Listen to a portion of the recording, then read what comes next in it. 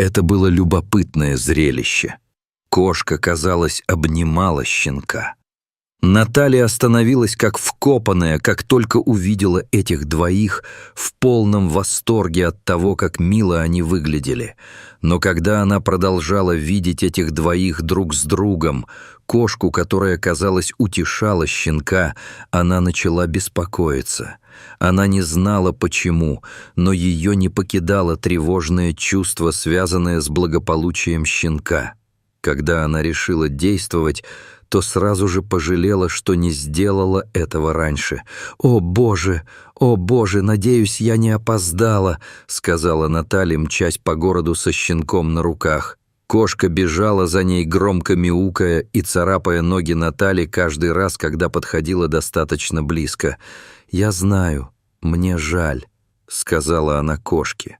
Все, что она хотела, это остаться со щенком, но Наталье пришлось разнять их, чтобы спасти его.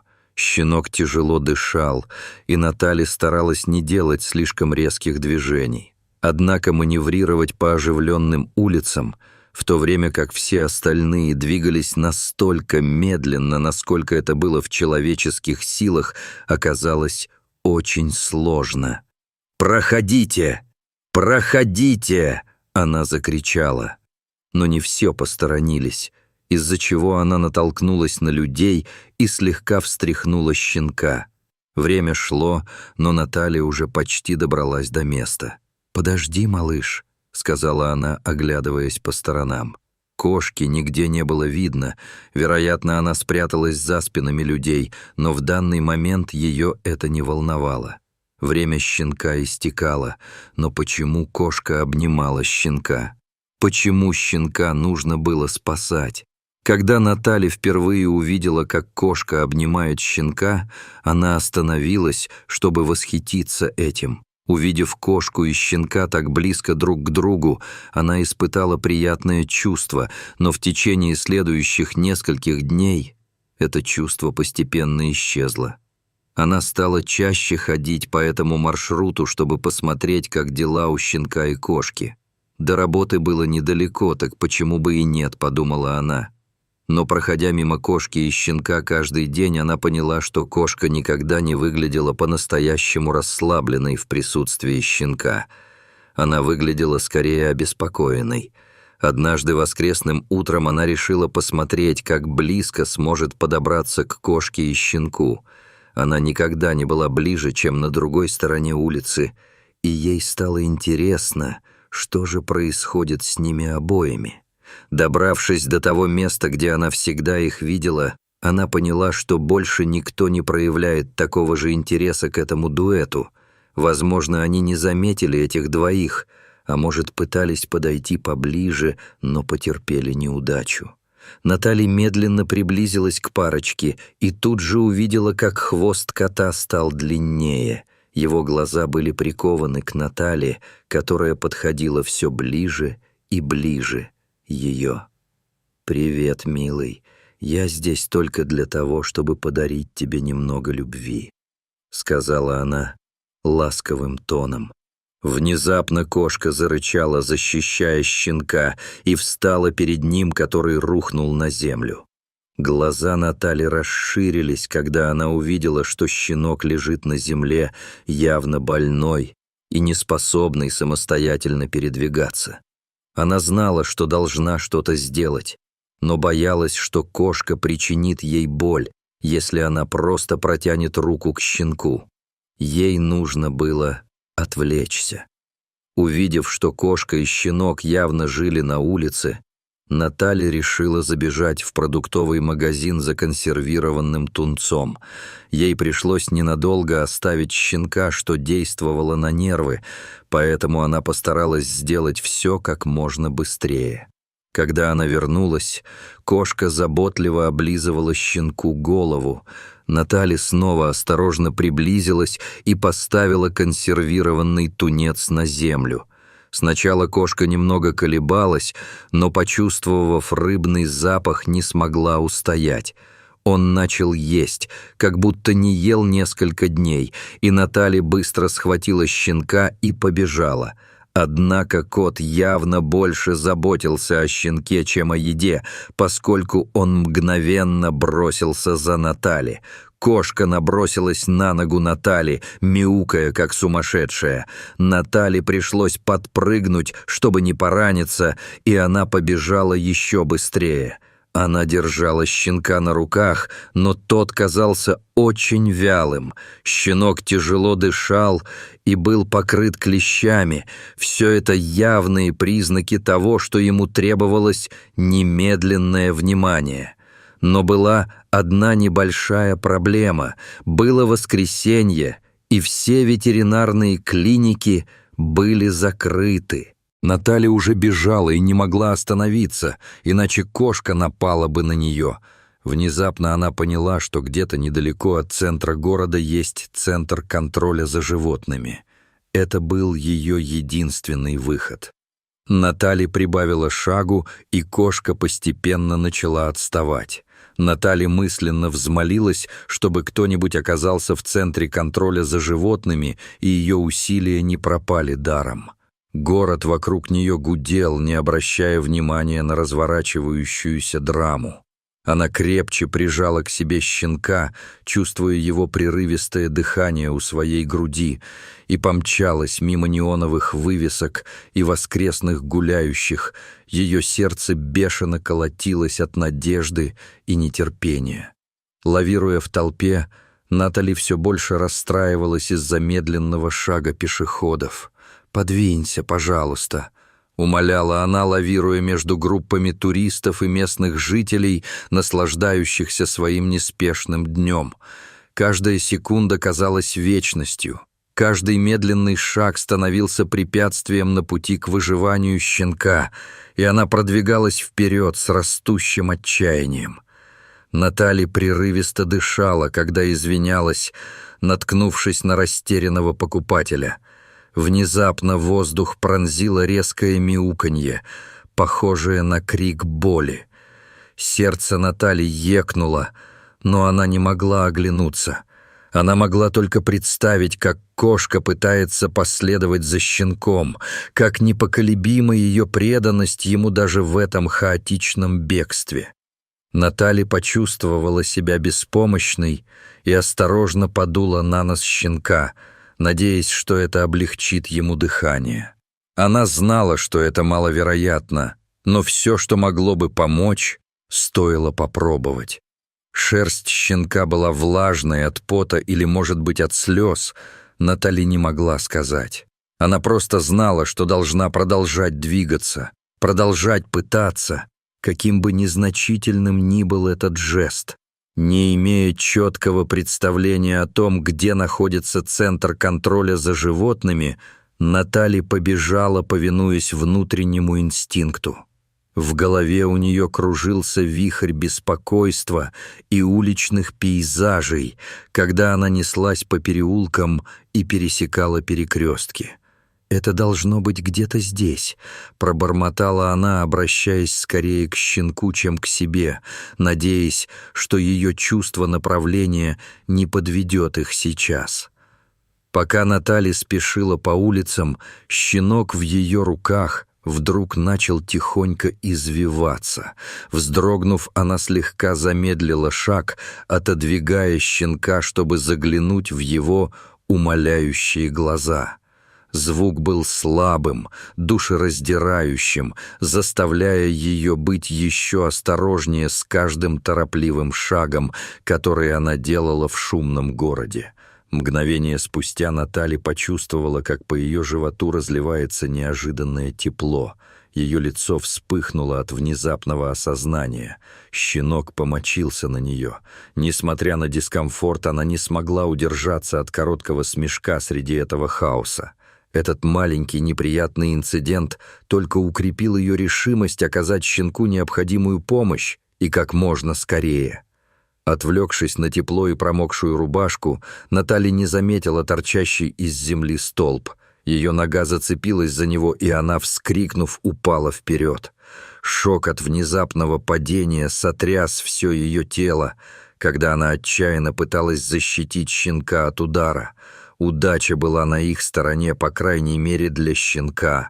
Падая, Натали сумела изогнуться всем телом, тем самым защитив щенка, который благополучно приземлился на траву. Однако Натали повезло меньше. Она сильно ударилась о тротуар, грубая поверхность которого царапнула ее кожу, когда она попыталась смягчить удар от падения. Натали немного полежала, чувствуя, как острая боль пронзает ее исцарапанные локти и колени. Она поморщилась, пытаясь подняться, несмотря на дискомфорт. Она знала, что не может оставаться на месте, ей нужно встать, чтобы продолжать идти. Ее решимость окрепла, подкрепленная срочностью ее миссии и тихим поскуливанием щенка. Когда Натали попыталась встать, люди столпились вокруг нее, протягивая руки и выражая сочувствие. Их благонамеренные фигуры сгрудились слишком близко, полностью закрывая ей вид на щенка. Сердце Натали бешено колотилось, когда она пробиралась сквозь море ног, пытаясь разглядеть маленькое, хрупкое создание, которое она так отчаянно пыталась спасти. «Двигайся! Двигайся!» Натали закричала, и в ее голосе послышалась паника, когда она вскочила на ноги. Ее глаза забегали по сторонам, отчаянно ища щенка, но было слишком поздно.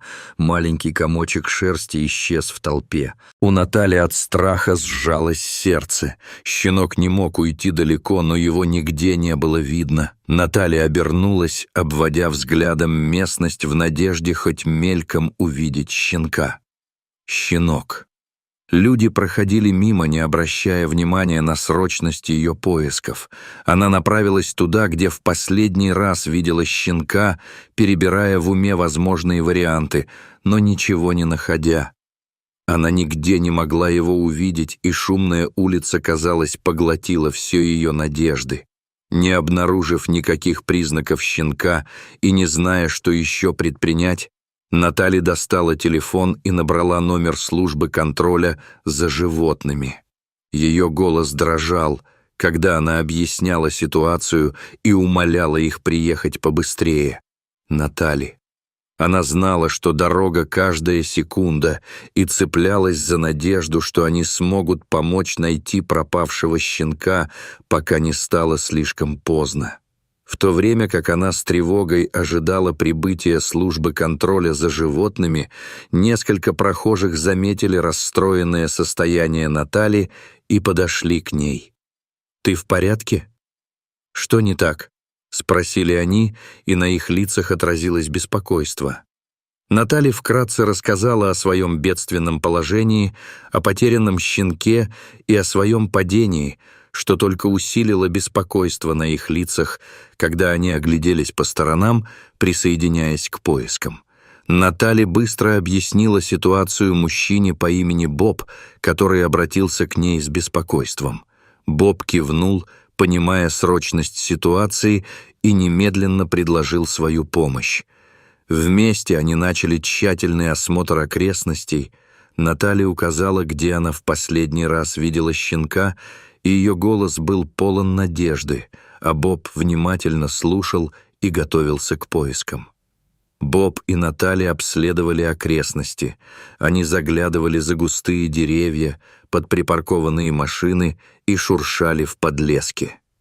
Они позвали щенка мягкими, уговаривающими голосами, стараясь не напугать его еще больше. Их глаза осматривали все возможные укрытия в оживленном городском парке.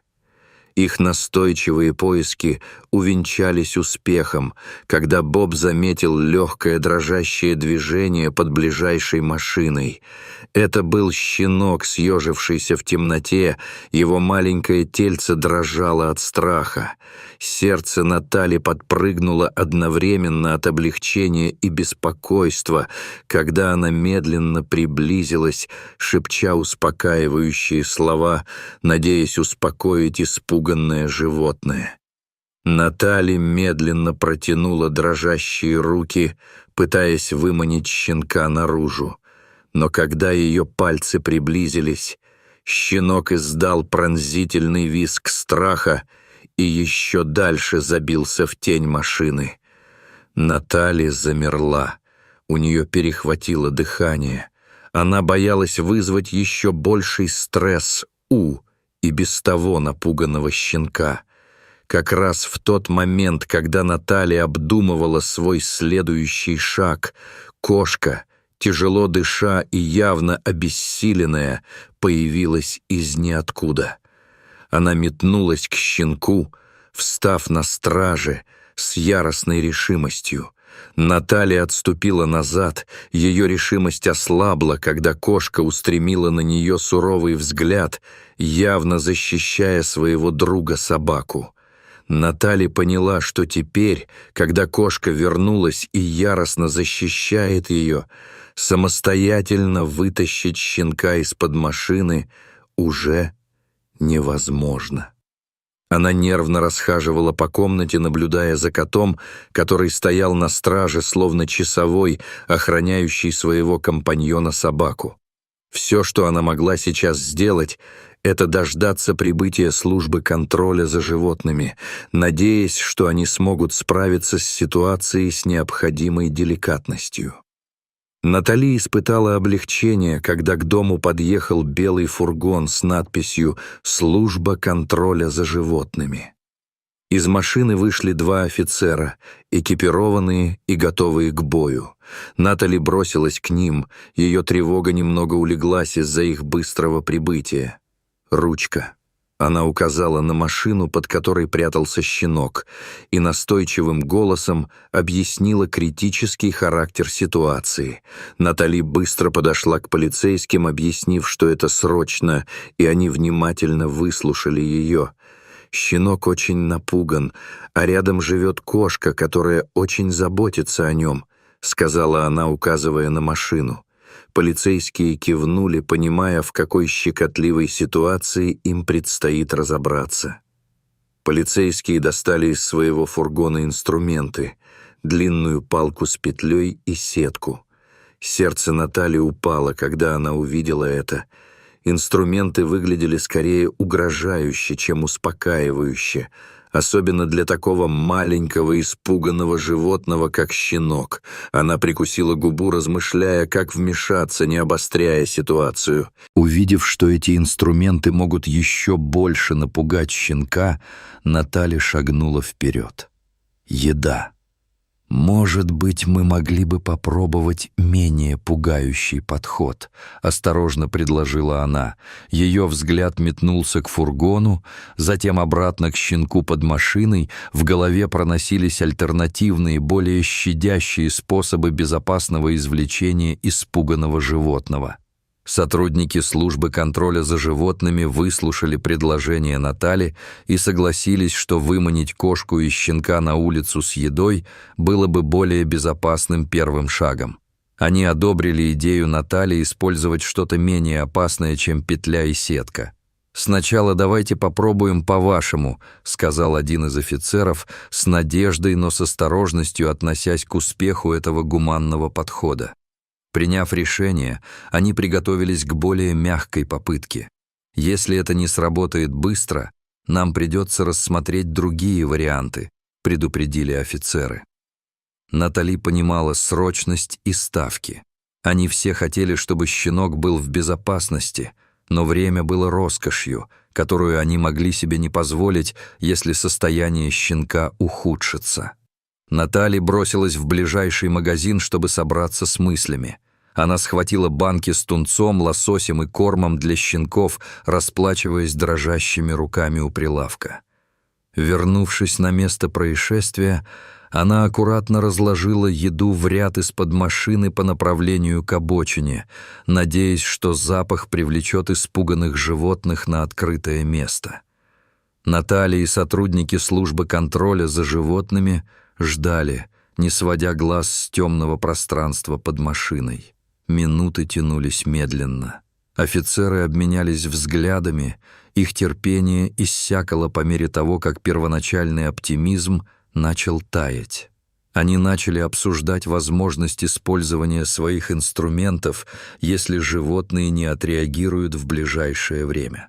Как раз в тот момент, когда полицейские собирались вернуться к своему первоначальному, более агрессивному плану, Щенок зашевелился. Он выглянул из-под машины, подергивая носом, когда до него донесся соблазнительный аромат еды. Натали затаила дыхание, надеясь, что малыш отважится сделать несколько шагов в сторону безопасного места. Медленно щенок направился к обочине, привлеченный запахом еды. Кошка, умная и осторожная, наблюдала, но не последовала за человеком, почувствовав его замысел. Натали, затаив дыхание, наблюдала, как щенок, ободренный голодом, отодвинулся от охранявшей его кошки и направился в безопасное место. Когда щенок доел последние кусочки еды, Наталья осторожно подобрала его. Он слегка дрожал в ее руках, измученный, но, наконец, безопасный. Она осторожно положила его на заднее сиденье фургона службы контроля за животными, укрыв мягким одеялом, чтобы по дороге в больницу ему было удобно. Сердце Натальи разрывалось от желания остаться со щенком и проводить его до больницы, но сотрудники службы контроля за животными объяснили, что она не сможет приехать. Она неохотно дала им свой номер телефона. «Пожалуйста, сообщайте мне о любых новостях», — взмолилась она, и глаза ее заблестели от слез, когда двери фургона закрылись. Фургон уехал, забрав щенка, чтобы обеспечить ему необходимый уход. Натали стояла на тихой улице, а Боб и кот все еще прятались под машиной. Внезапная пустота стала ощутимой. Боб взглянул на часы, пробормотал «до свидания» и оставил Натали наедине с настороженным котом. Когда Боб ушел, Наталья не могла избавиться от чувства беспокойства за кота, оставшегося без компаньонки. Она села на обочину на почтительном расстоянии от машины и стала ждать. Она знала, что кошке может потребоваться время, но надеялась, что она тоже выйдет, привлеченная остатками еды. Наталья терпеливо ждала на обочине, не сводя глаз с места под машиной. В конце концов, кот осторожно выбрался наружу, привлеченный запахом лосося и тунца. Сначала он колебался, но затем начал есть, и по мере наполнения желудка его настороженность постепенно ослабевала.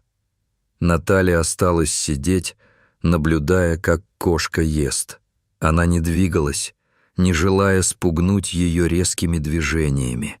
Тихий момент на тротуаре показался ей почти мирным, что резко контрастировало с хаосом, царившим ранее, когда она наблюдала, как настороженное животное постепенно расслабляется. Как только с едой было покончено, поведение кошки заметно изменилось. Она начала громко мурлыкать, и этот звук наполнил тихую улицу. К удивлению Натали, кошка подошла и потерлась о ее ногу, требуя внимания. Она затаила дыхание, пораженная тем доверием, которое кот начал проявлять. Ободренная ласковым поведением кота, Натали медленно протянула руку. Кот не уклонился. Вместо этого он прижался к ней, мурлыча еще громче. С каждым нежным поглаживанием кошка, казалось, прощала ее прежние попытки поймать ее, и ее глаза медленно закрывались от удовольствия. Почувствовав, что между ними установилась связь, Наталья решила забрать кошку домой.